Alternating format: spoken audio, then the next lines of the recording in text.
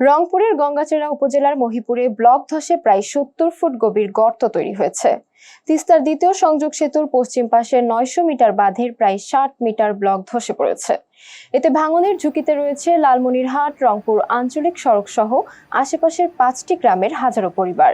স্থানীয়দের অভিযোগ, সেতু রক্ষা বাঁধটি গেল ২ বন্যায় ক্ষতিগ্রস্ত হলেও বাঁধ রক্ষণাবেক্ষণ কর্তৃপক্ষ কোনো ব্যবস্থা নেয়নি, যার ফলে নদীতে পানি আসা মাত্রই বাঁধের প্রায় ৬০ মিটার অংশের ব্লক ধসে গিয়ে বড় গর্তের সৃষ্টি হয়, যা সেতু ও পার্শ্ববর্তী এলাকার জন্য ভয়াবহ হুমকি হয়ে দাঁড়িয়েছে। সম্প্রতি ভারতের পাহাড়ি ঢলে নেমে আসা পানি কমে গেলেও তিস্তার তীব্র স্রোত রয়েছে, যা সরাসরি বাঁধের গায়ে আঘাত করছে। এতে নিচের অংশের মাটি সরে গিয়ে ব্লকগুলো ভেসে যাওয়ার তীব্র সম্ভাবনা দেখা দিয়েছে।